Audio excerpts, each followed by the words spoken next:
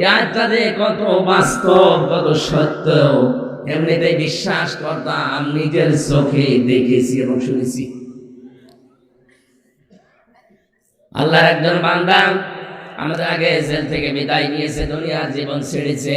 কারারক্ষী আমার বলছিল, হুজুর এই লোকটার যেদিন ফাঁসি হবে, সন্ধ্যাবেলা আমার ডিউটি শুরু হয়ে গেল। ওনারে বললাম, স্যার মাত্র 3 ঘন্টা আছে, আপনি প্রস্তুতি নেন। উনি আমারে বলছে, কারারক্ষী ভাই এখনো 3 ঘন্টা আছে, আমি 2 ঘন্টা ঘুমিয়ে নেই। দেখলাম ঠিক ঘুমিয়ে গেল। 9টার সময় আমরা ডাক দিলাম, ওঠার পরে গোসল করে ওযু করে নামাজ 2 রাকাত পড়ে আমারে বলছে, চলেন।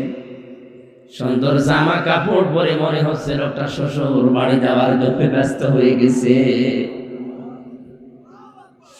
কারারক্ষী তোরাবালি চোখের পানি ফেলে দিয়ে বলছিল, হুজুর আমার তো আশ্চর্য লাগে, যার 3 ঘন্টা পরে ফাঁসি, সে লোকটা বলছে আমি 2 ঘন্টা ঘুমিয়ে নেই। ঠিক দেখলাম ঘুমিয়ে গেল। লোকটার ঘুম আসলো কি করি আমার মাথায় ধরে না। যেখানে সবচাইতে বেশি সমস্যা ঘুমের, ওখানে যত আরামেই থাকেন না কেন ঘুম আসতে চাই না। এই জন্য সবচাইতে বেশি চলে ঘুমের বড়ি। আমরা ঘুমের বড়ি খেয়ে ঘুম আসাতে পারি না, অথচ যার মাথার উপরে দড়ি ঝুলে আছে মাত্র 3টা ঘন্টা, সে লোকটা বলছে যে আমি 2 ঘন্টা ঘুমাই, তুমি 1 ঘন্টা আগে ডেকে দিও। এটা কি এমনি এমনি বলা যায় মনে করছেন? অত সহজ বিষয় না। শুনে যত আনন্দ লাগছে, এটা অত সহজ না। খালি ধৈর্যের নাম শুনেছি জীবনে, ধৈর্য যে কি, কেমন করে ধৈর্য ধরা লাগে, প্র্যাকটিক্যাল লাইফ আমি নিজে ধরে দেখে এসেছি। এত কঠিন জিনিস, কোরআনের সবচাইতে বেশি ব্যবহার করা শব্দের ভেতরে সবর, ধৈর্য অন্যতম। এটা আল্লাহ এমনি বলে না, ওরকম জায়গায় পড়েননি, এই জন্য আপনি টের পাচ্ছেন না। যে লোকটা বলছে আমি 2 ঘন্টা ঘুমিয়ে নেই, ওই লোকটা ছেলে গুম হয়ে আছে, তাও সাধারণ ছেলে না, ছেলে ব্যারিস্টার। বাংলাদেশ না, বিশ্বের ভেতরে যদি 10টা ম্যাগনেট থাকে, সে একটা। লক্ষ লক্ষ মানুষের কর্মসংস্থান তৈরি করে দিয়েছে। এত বড় পর্যায়ে যে লোকটা আছে, তার মাত্র 3টা ঘন্টা জীবনে বাকি আছে, ও 2 ঘন্টা ঘুমিয়েছে এমনি না। এই আয়াতটা বলছে, আল্লাহ তাখাফু ওয়ালা তাহজানু। সত্যি যদি কোনো মানুষ ঈমানের উপরে আল্লাহকে রব বলে টিকে থাকতে পারে, ফেরেশতা নাজিল হয়ে তাকে বলে ভয় পেও না, চিন্তা করো না। মুফাসসির লিখেছেন, কিসের ভয়, কিসের চিন্তা? ফেরেশতা তার কানের কাছে এসে বলে, আল্লাহর বান্দা, তোমার হয়তো চিন্তা হতে পারে যে আমার ছেলেটা গুম হয়ে আছে, কি হবে তার, হয়ে যাবে, কি হবে তার? আমার মেয়েটা ডাক্তার, কি হবে তার? আমার এত বড় বিশাল সম্পদ, এত বড় নাম ডাক, কি হবে এগুলো? ফেরেশতা কানের কাছে মুখ নিয়ে যেন বলতে থাকে, চিন্তা নেই, ভয় নেই, এগুলো আল্লাহ নিজে পাহারা দেবে। এই কারণে তার ঘুম এসেছে। আপনি পর্দায় পৌঁছান তো দেখি। পরের শব্দ আরো কঠিন, ওয়াবশিরু বিল জান্নাতিল্লাতী কুনতুম তুআদুন। আল্লাহ পাক বলেন, ফেরেশতারা কানের কাছে মুখ নিয়ে কথাও বলতে থাকে, কোনো ভয় নেই, কোনো চিন্তা নেই, ওগুলোর চিন্তা টেনশন সব আল্লাহ নিয়েছে। তুমি জান্নাতের সুসংবাদ গ্রহণ করো, ওই তাকাও, তোমার জান্নাত দেখা যাচ্ছে। যার ওয়াদা আল্লাহ করেছিলেন, ফেরেশতারা তখন তার সাথে হাসতে খেলতে আর বলতে থাকে, নাহনু আউলিয়াউকুম ফিল হায়াতিদ দুনিয়া ওয়া ফিল আখিরাহ ওয়া লাকুম ফিহা মা তাশতাহি আনফুসুকুম ওয়া লাকুম ফিহা মা তাদউন নুজুলাম মিন গফুরির রহিম।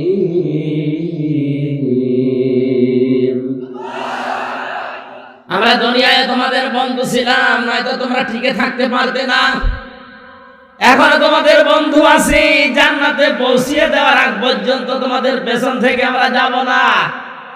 এমন জান্নাতে পৌঁছে দেব যেখানে চাওয়ার আগে জিনিস পাওয়া যায়। বাড়িতে বলবে সুবহানাল্লাহ। আমার কথা ছিল কি, যেই মানুষগুলো কোরআনের কাছে আসে, এটা যেহেতু ওপেন কিতাব, গোপন না, এই জন্য এর কাছে যারা আসবে বুঝে শুনে, তারা আর গোপন থাকতে চায় না। দুনিয়া একদিকে চলে গেলেও তারা ওপেন হতে চায়। হযরত ওমর যেদিন কোরআনের কাছে এসেছিলেন, ডাক দিয়ে বললেন, হে নবী, কোরআন সত্য না মিথ্যা? নবীজি সঙ্গে সঙ্গে জবাব দিয়েছেন, এটা হক, আমার আল্লাহর বাণী, এটা সত্য কথা। হযরত ওমর বলেন, হে নবী, সত্য জিনিস গোপনে থাকবে কেন? আপনি আমারে অনুমতি দেন, আমি এই সত্য কোরআনের পক্ষে একটা মিছিল করে আসি। তিনি মিছিল নিয়ে কাবার চত্বরের দিকে গেলেন। লিল্লাহি তাকবীর, লিল্লাহি তাকবীর, লিল্লাহি তাকবীর। ঘরের জানালা দরজা খুলে কাফেরেরা দেখে মিছিলের সামনে হযরত ওমর। তাড়াতাড়ি জানালা দরজা বন্ধ করে বলছে, দরকার নেই, ওর সামনে গেলে মাথা থাকবে না। আজও যারা ইসলাম নিয়ে বান্দরামি করছে, আমি নাম নিলাম না, এই ষড়যন্ত্রকারীদের মুখোশ কিন্তু উন্মোচন অলরেডি হয়ে গেছে। আপনারা থামেন, সুযোগ দিচ্ছে যা বাংলার জনগণ সুযোগ দিচ্ছে, থামেন। এভাবে যদি করতে থাকেন, 64 জেলা থেকে এক একজন ওমর যদি বের হয়, অর্থ পাবেন না।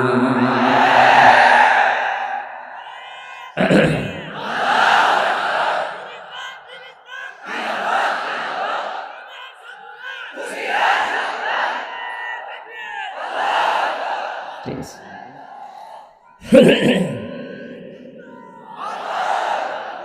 সূক্ষ্ম সূক্ষ্ম কয়েকটা ষড়যন্ত্র আমার প্রায় 34টা ধরা পড়েছে আমার এই ছোট মেধায়। এই যে আব্দুল কুদ্দুস ভাই একটা বই নিয়ে এসেছেন, ধরিয়ে দিয়েছে। এটা যদি শুধু সিলেবাসে থাকতো, কসম আল্লাহর কিছু বলতাম না। আজ হয়তো সিলেবাসে আছে, কালকে রাষ্ট্রীয়ভাবে নিজেরা নিজেরা আইন পাশ করে সংসদ থেকে বলবে এটা করা লাগবে। শরীফ থেকে শরীফা, এটা অত সহজ বিষয় না। সকালবেলা একজন বলছে আমি শরীফ, বিকালে বলছে না আমার যেন শরীফা মনে হচ্ছে। আপনি হন, শরীফা হন আর লতিফা হন, আমার নিষেধ নেই। কিন্তু বিকাল বেলায় যখন আপনি দাবি করবেন যে আমার শরীফা মনে হচ্ছে, তখন তো আপনি আর একটা দাবি করবেন যে আমার মহিলা হোস্টেলে সিট দেওয়া লাগবে। এখন যদি বলেন মহিলা হোস্টেলে সিট নিলাম, তাতে কি হয়েছে, আমি তো শরীফা। আরে বেটা, তুই শরীফা যতই দাবি করবি, মাল তো তুই শরীফ। ওখানে আমার বোন আছে, আমার মেয়ে আছে, আমার ফুফু আছে, এই কথা বলে না কেন? ওই জায়গায় তুই থাকলে আপনি টের পাচ্ছেন না কোন জায়গায় যাচ্ছে। একজন প্রশ্ন করছে, হুজুর, যুবক যুবতী এক জায়গায় রাতে থাকা যায় আছে কিনা? সায়েন্স বলা দূরের কথা, তুই এক জায়গায় থাকবি? ওর প্রশ্ন ছিল এটা যে হুজুর, যুবক যুবতী রাতের বেলা এক জায়গায় ঘুমানো জায়েজ আছে? ঘুমানো জায়েজ আছে, আপনি তো ঘুমাবেন না? ঘুমাবেন? শরীফ থেকে শরীফা হয়ে আপনি কি ঘুমাবেন? কথা বলেন। এটা যদি একবার কায়েম করে ফেলতে পারে, কি হবে আপনার বোনের, আপনার মেয়ের, আপনার ফুফুর? শুধু আমারটা হবে, আপনি টের পাচ্ছেন না? আগামী তো জারজ দিয়ে ভরে যাবে। আর এখন ট্রান্সজেন্ডার নামে নাম দিয়ে হিজড়াদের চালাতে চায়। কে বলেছে হিজড়া এটা শারীরিক সমস্যা? আর এই সমকামিতাকে যারা প্রমোট করছেন, এটা তাদের মানসিক সমস্যা। আমার প্রথম কথা ছিল, শয়তান যৌনতা ছড়াতে ভালোবাসে, ও যৌনবাদী। আজ যারা এটার মাধ্যমে জাতিকে ওপেন করে দিতে চাচ্ছেন, আল্লাহর কসম আপনাকে শয়তান দখল করিস। আর কোন শয়তানের বেকারগ্রস্ত লোককে আমরা ওই জায়গায় দেখতে চাই না। নামের ওখান থেকে আপনি জাহান্নামে যেতে চান, একা চান, আরো ঠেলে দেব, আমি যেতে চাই না। এই গান বলছে কে?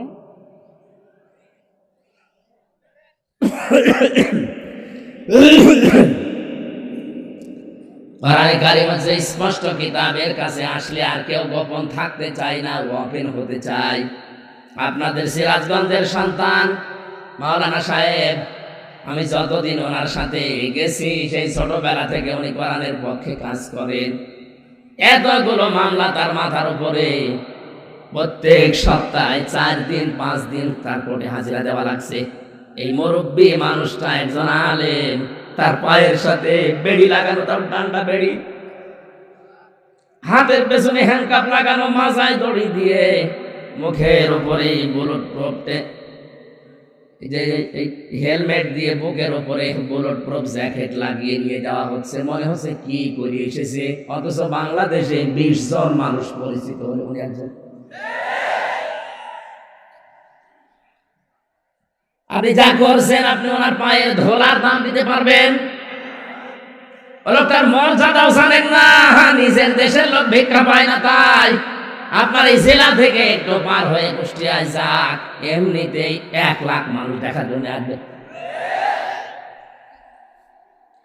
মাঝে মাঝে আমার বলতো, হামজা আমি আর পারি না, আমার এত বয়স হয়ে গেছে, আমি মুরব্বী মানুষ, আমার নাকি বেড়ি দিয়ে নিয়ে যায়। তাই এমনিতে বেড়ি দিলে তো হতো, ডান্ডা বেড়ি দিয়ে পেছনে হাতের সাথে ওইটা বাঁধলে হাত এমনি কেটে যায়। মাথায় দড়ি দেওয়া দেখেছি করে ছাগলের গলায়, আর কোর্টে যেয়ে দেখলাম আলেমদের মাথায় দড়ি দিয়ে অনেকে কাঁদতেছে। এত কিছুর পরেও লোকটা কি গোপনে কথা বলে না কেন? 3 বছর পরে আমার মনে হচ্ছে এখনো আরো হবেন। এখানে কোরআনের কাছে যারা আসে, কোরআন যেহেতু স্পষ্ট, কেউ আর গোপন থাকতে চায় না। কোরআনের সাথে আছি, কোরআনের কথা বলে যারা গোপনে আছে, এরা টাটকা নির্ভেজাল মুনাফিক। নতুন নতুন সাবজেক্ট 2-3 মিনিট 5 মিনিট করে ছাড়ে, আর কথা পায় না। এত বড় বড় আলেম, নামের আগে ডক্টরেট ডিগ্রি নিয়ে বসে আছে।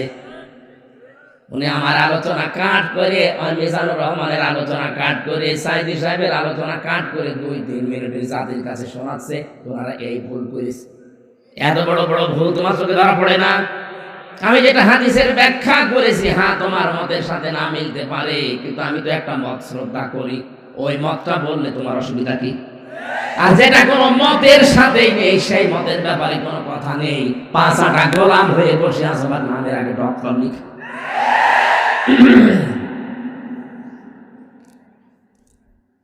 আশা করছি আপনি বুঝে ফেলেছেন। কাজ নেই, কাম নেই, বসে বসে করবা কি? ডক্টরের ডিগ্রিটা তো দেখানো লাগবে। এই কাট সাট করে 1.5 মিনিট 2 মিনিটের বক্তব্য তখন দেয় জাতির কাছে, উনি এই বলিস এই বলিস। একটা নতুন কিছু তথ্য নিয়ে আসো তো কোরআন থেকে। আমি তো 34টা পেয়েছি, এখন বলতে গেলে আমার গলা সাপোর্ট করলে আমি বলতাম সবগুলো, কণ্ঠ সাপোর্ট করছি না, গঠ ভেঙে যাচ্ছে, এই জন্য বলছি না। যতটুকু আমি পেরেছি, আপনার মতো অত বয়স হলে আমি আরো পারতাম। আপনি তো আমার দাদার বয়সী, আমার যদি এখন 33 বছর বয়স হয়, আপনি তো 80 বছরের বয়স।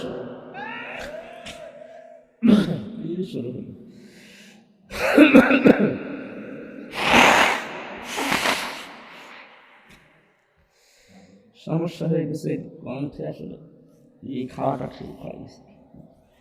জ্বরে বড়ি খেয়ে ভেতরে ঘাইমে একেবারে শোধ চলছে।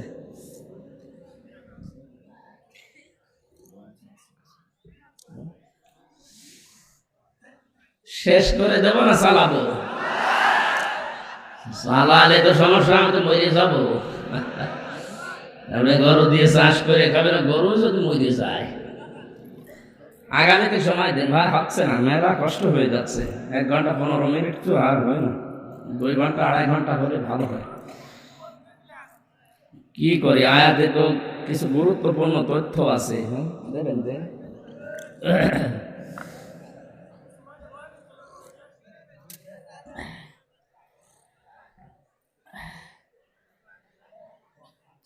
ঠিক আছে।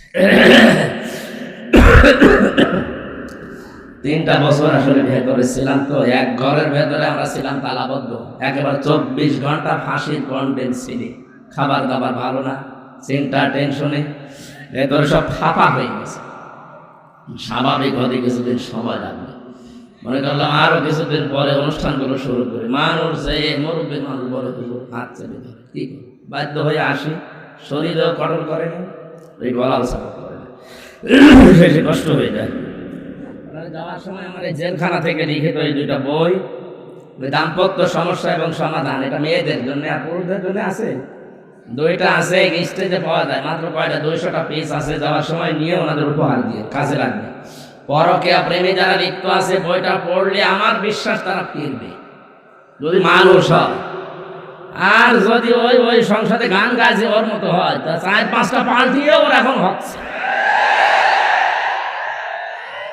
তসলিমা নাসরিনও বলেছে এ দেশে কোনো পুরুষ মানুষই নেই, যে করবো কি? পুরুষ মানুষ নেই, এগুলো কি? চাচা এরশাদ 80 বছর বয়সে স্ট্যাটাস দিত যে এখন আমার যৌবন অটুট। ও মহিলা কি চাচা এরশাদকে দেখেনি? এইরকম লোক দরকার ছিল। ঢন্ডায় যারা আছেন, পরকীয়া প্রেমে লিপ্ত যারা, আসক্ত যারা, এটা একটা ক্যান্সারের মতো। যারা ব্লু ফিল্ম দেখে, উলঙ্গ নাচ দেখে, এটা একটা ক্যান্সার। মানসিক ক্যান্সার থেকে মুক্ত হওয়ার জন্য, পরকীয়ায় আসক্ত থেকে ফিরে আসার জন্য বইটা খুব দামি। যাওয়ার সময় নিয়ে স্ত্রীকে উপহার দেবেন, আর মেয়েরা যদি নিতে পারেন স্বামীকে বলবেন এটা তোমাদের জন্য, পড়ো, কাজে লাগবে। ইন্না আনজালনাহু কুরআনান ইন্না আনজালনাহু ফি লাইলাতিন মুবারাকাত ইন্না কুন্না মুনজিরিন। অবশ্যই আমি এই কোরআনকে বরকতময় রাত্রিতে নাযিল করেছি। অবশ্যই আমি আল্লাহ সতর্ককারী। এখানে সতর্ককারীকে আল্লাহ যেটার দ্বারা সতর্ক করেছেন তার নাম কি? কোরআন। বলে তার নাম কি? এই কোরআনের ভেতরে ফিহা ইফরাকু কুল্লু আমরিন হাকিম আমরাম মিন ইনদিনা। এই শবে বরাত নামে যে রাতটা আমাদের দেশে আমরা পালন করে থাকি, এই গুরুত্বপূর্ণ রজনীর দিকে ইঙ্গিত দিয়েছে তাফসীর কারকরা। এই গুরুত্বপূর্ণ রজনীতে 5টা জিনিস আমার আল্লাহ নির্ধারিত করেন বিশেষভাবে। আরো অনেক জিনিসের নাম আছে। 5টা জিনিস আমার আল্লাহ এই দিন তার আদেশ অনুযায়ী স্থির করেন। জোরে বলেন সুবহানাল্লাহ। ইন্না কুন্না মুরসিলিন। অবশ্যই আমি আল্লাহ রাসূলদেরকে পাঠিয়েছি রাহমাতাম মির রাব্বিকা, তোমার রবের পক্ষ থেকে এটা রহমত, দয়া। ইন্নাহু হুয়াস সামিউল আলিম। অবশ্যই তিনি শ্রবণকারী এবং জ্ঞানী। এখানে সবে কদর সম্পর্কে আমি 5টা হাদিস আমার দৃষ্টিতে পেয়েছি। হযরতে আয়েশা থেকে বর্ণিত, হযরতে আবু বকর থেকে বর্ণিত, হযরতে ওমর ফারুক থেকে বর্ণিত, হযরতে মুআয ইবনে জাবাল থেকে বর্ণিত, হযরতে আবু হুরায়রা থেকে, এত বড় বড় সাহাবী থেকে 5 জন থেকে বর্ণিত। নিসবে শাবানের যে হাদিস, এটা দুর্বল না, এটা সত্য হাদিস। আর যারা বেদাত বেদাত বেদাত বলে চালিয়ে দিতে চান, এটা বেদাত নয়। পালন যারা করছেন না করবেন, অন্তত নফল কাজগুলো আর জোরে সোরে করবেন। শুধুমাত্র হালিয়া রুটি, গোশত রুটি খেয়ে সারা রাত কাটিয়ে দেবেন, শবে বরাত পালন হচ্ছে না। আল্লাহ পাক এ রাতে, বরকতময় রাতে, শবে কদরের কথাই বেশি মুফাসসির ইঙ্গিত দিয়েছেন। শবে কদরের নামও কেউ কেউ জানিয়েছেন। গুরুত্বপূর্ণ হিকমতপূর্ণ কিছু কাজ আমার আল্লাহ এ রাতে সম্পাদন করেন। তার ভেতরে অন্যতম আমরাম মিন ইনদিনা, তোমার রবের আদেশ ক্রমে, রবের আইনের দ্বারা। শবে বরাত বলেন, শবে কদর বলেন, কেউ যদি পালন করতে চায় তার উচিত হবে আল্লাহর আইনগুলো প্রতিষ্ঠা করার মাধ্যমে চেষ্টা চালানো। 96% মুসলমানের দেশে একটা আইনও বাস্তবায়ন নেই। শবে কদর, শবে বরাত পালন করা নিয়ে আমরা হুড়োহুড়ি মারামারি করে শেষ করে দিচ্ছি। অথচ আসল যদি আমরা বুঝে নিতাম, নামাজ পড়া ফরজ পড়ি, যাকাত দেওয়া ফরজ অন্তত কিছু না কিছু দেই, হজ করা ফরজ করে আসি, রোজা রাখা ফরজ কয়েকদিন পরে শুরু হবে। কিন্তু আকিমুদ্দিন, দিন কায়েম করা যে নামাজের মতো ফরজ, এটাকে রাজনীতি মনে করে ছেড়ে দেন। নামাজ পড়ো, মত পার্থক্য করো না, কথা কোরআন আমি পাইনি। রোজা রাখো, মত পার্থক্য করো না, পাইনি। হজ করো, মত পার্থক্য করো না, পাইনি। যাকাত দাও, মত পার্থক্য করো না, আমি পাইনি। এইটা বেশি। আন আকিমুদ্দিন ওয়ালা তাতাফাররাকু ফি। দিন কায়েম করো, এই বিষয়ে কোনো মত পার্থক্য করো না, কোনো ফতোয়াবাজি করো না। অথচ এইটাই যত রকমের ফতোয়াবাজি বাংলাদেশে হয়। দিন কায়েমের ব্যাপারে কোনো চিন্তা ভাবনা ওর নেই, নামাজ পড়ে যাচ্ছে একেবারে 5 ওয়াক্তের জায়গায় 8 ওয়াক্ত মিলে। অথচ দিনও যে নামাজের মতো কায়েম করা ফরজ, এখানে কোনো পার্থক্য চলবে না। এইটাও বোঝেও না, বোঝাতেও চায় না, মানুষকে বুঝতেও দিতে চায় না। পৃথিবীর যত নবী আল্লাহ পাঠিয়েছেন এখানে 4 জন বড় বড় নবীর নাম আছে। প্রত্যেকটা নবীর শরীয়তে কম বেশি রদ বদল ছিল। কোন নবীর শরীয়তে এইটা ছিল, পরের নবীর শরীয়তে এটা ছিল না, কিন্তু প্রতিটি নবীর শরীয়তে এইটা ছিল, জানাকিমুদ্দিন, দিন কায়েম করো। কারণ দিন যদি কায়েম না হয়, এমন এমন বিধান আছে ইসলামের যেটা এককভাবে মানা সম্ভব না। বাংলাদেশে যতদিন দিন কায়েম না হবে, ইসলামের এমন বিধান আছে যেটা ওয়াজ করে নসিহত করে বন্ধ করা সম্ভব না। কিয়ামত পর্যন্ত ওয়াজ করে জিনা বন্ধ হবে, আরো জোরে সুদ বন্ধ হবে, ঘুষ বন্ধ হবে। এটা বন্ধ করা ওয়াজের দ্বারা সম্ভব না, এটা আইন করতে হয়। এটা আমরণ, আমরণ মানে আইন, আমরণ মানে আদেশ। আমি আল্লাহ এরাতে গুরুত্বপূর্ণ কিছু আইন, আমার আদেশগুলো আমার নিজের সিদ্ধান্তে বাস্তবায়ন করে থাকি। 5 প্রকার মানুষের নাম আছে, এরাতে আল্লাহ তাদেরকে মাফ করে না, বাকি মানুষকে তিনি মাফ করে দেন। 1 নাম্বার যে মানুষগুলো শিরিক করে, 2 নাম্বার যারা কুফরি করে, 3 নাম্বার যারা মা বাবার অবাধ্য সন্তান, 4 নাম্বার যারা বুড়ো জিনাখোর। আর বাংলাদেশে এটা দিন দিন বাড়ছে। কয়েকদিন আগে তাকান, আমি নাম নিলাম না, তাড়াও দিয়েছে। আজ অধিকাংশ বুড়া মানুষের ঘর থেকে, অফিস থেকে মেয়ে লোকের কান্নার আওয়াজ পাওয়া যাচ্ছে। এখানে বুড়ো জিনাখোর যারা আছেন, থামেন। নিজের শরীর চলে না, ইন্ডিয়া হারবার, কলকাতা হারবার কাজ দিয়ে চালাচ্ছে। বুড়ো জিনাখোরদের সবে বরাতেও মাপ নেই। 5 নাম্বার যে মানুষগুলো মা বাবার অবাধ্য সন্তান, চলে বলেন নাউজুবিল্লাহ। আল্লাহ আমাদেরকে আয়াতগুলো আমাদের প্র্যাকটিক্যাল লাইফে মেনে নেওয়ার তৌফিক দিন, আমিন। বারাকাল্লাহু লানা ওয়া লাকুম ফিল কোরআনিল আযীম।